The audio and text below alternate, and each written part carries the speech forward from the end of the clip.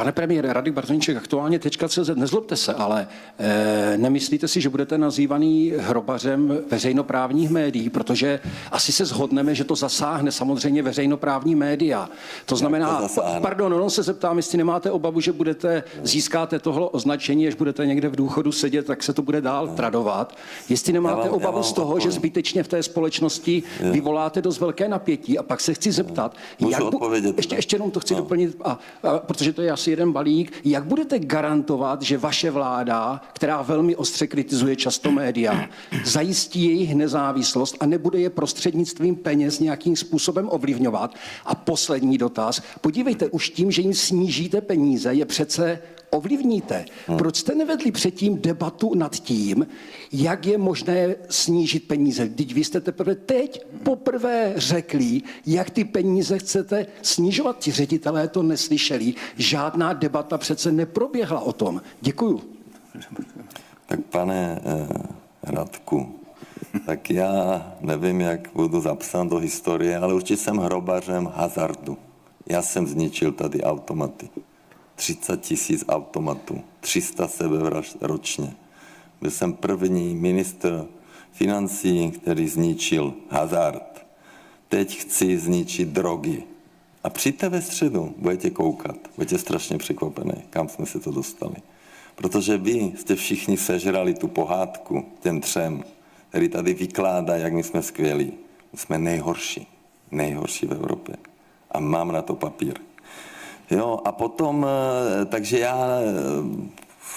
věřte mi, že proti veřejnoprávním médiím nemám vůbec nic. Já tam ani nechodím, já ani nepotřebuju. Jo, takže klidně, podívejte se na Moravce, jak je úspěšnej. Tak každý si může rozhodnout, na co se dívá. A když se někdo nedívá na veřejnoprávní média, no tak zkrátka nechce za to platit, protože za to platí ty firmy. Jo, takže já to tak nevidím, já myslím, že to bude fungovat velice dobře a žádná debata nebyla. Pan Chudárek k tomu přistupuje velice jako vstřícně, je ochoten s námi se bavit a začali jsme tu debatu a nikdo se s námi o tom nebavil. Nikdy o tom, takže já si to nemyslím, určitě nemáme nic proti médiím. A ta vaše kritika, prosím vás, já neútočím na média, ano? Já mám tady takový krásný projev, ale já mluvím o jednotlivých novinářích, jo? Tak když ta paní v podcastu Seznam Zprávy řekne, že za Babišovy vlády rostl kratom v stovkách tun, a podle statistiky v roce 2021 přišlo 31 tun kratomu a minulý rok 500, tak lže. Souhlasíte se mnou? Lže. Není to pravda.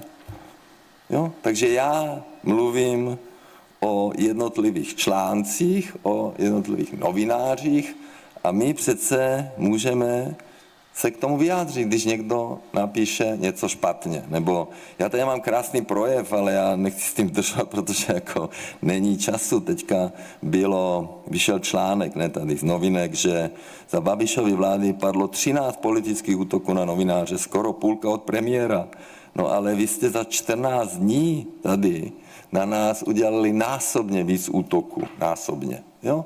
Takže já to mám všechno vyfutrované, mám to tady velice konkrétní a dělám to podle článku. Nedělám to neříkám, že všechny média jsou špatně, to jsem nikdy neříkal. Jo, takže je to individuálně. Jsou novináři, kde máte garanci, že budou o Babišovi mluvit negativně, na beton, 1000%. Jo? No tak to je. A proč to nemůžu říct? No reagujte, my vás slyšíme. Počkejte, já musím říct, že televizní diváci neví, že my často nemáme šanci reagovat a my bychom se pobavili s panem premiérem určitě i půl hodiny, kdyby souhlasil. Ale hodinu a půl mě v kanceláři. No, ale nebyl to rozhovor. Ale pane premiére, k tomu kratomu, tam jde o to, že za vás byl ten trh neregulovaný. Představte si na to, byly automaty, víte to? Bylo spoustu kratomů všude možně. Přišla Fialova vláda a zavedla to, že je to regulované to znamená, už není Aby možné, mohli aby to dělat bylo kšefty, volně. no, určitě. A pak jsem se chtěl zeptat, ta garance pro Prosím vás, ještě jednou. Českou televizi a Můžu Český říct rozhlas. ty drogy. Přijďte ve středu. Přijďte. Jo, já vám to ukážu a budete překvapení. Ale jenom ty garance ještě. Jak budete garantovat České televizi a Českému rozhlasu nezávislost, aby politici, vy nebo příští politici neovlivňovali nezávislost? Když nebudete o nás hezky mluvit v televizi, my vám snížíme rozpočet. Haha. Ne. Mluvte si, jak chcete, mě to vůbec neřeším. Ne. Řekněte vy, pane ministře, jak garantujete nezávislost. Jako. Já si můžu, ta otázka je jako technicky mimo, jo, protože financování ze státního rozpočtu, Radku, přece nemění právní status médií veřejné služby. Dál zůstávají nezávislými institucemi, mají vlastní vedení, mají vlastní rady. Ne, on vlastně říká, že 17 zemích českých států Unie, ty, kteří to financují jinak než poplatky, tak to ovlivňují. To říkáte? Že to je nesmysl. Není to pravda, že to dobře víte. Jako. No a součástí, Radku, jako toho zákona o státním rozpočtu je víceletý výhled, který musí vláda připravit podle zákona o rozpočtové odpovědnosti, takže tam je transparentní výhled a financování dopředu. My to ani nějak neumíme ovlivnit, to je technikálie. Děkuji, pojďme na další dotaz, Český rozhlas. Adela Brošová, Český rozhlas, hezké odpoledne. Já mám dotaz na pana premiéra.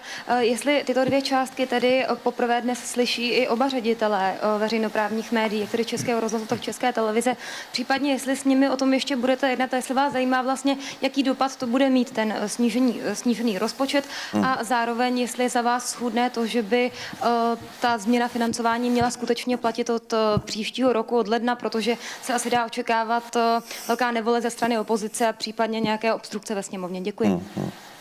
Ne, tak my určitě bychom to chtěli schválit od 1. ledna 27 a tu částku ředitele nevěděl to nikdo až do dnešního rána. Včera večer jsem se díval na Českou televizi, tak tam si stěžovali, že to nevědí. Byl jsem spokojený, že jsme to utajili, nikdo to nevěděl, takže jsme to schválili dneska ráno.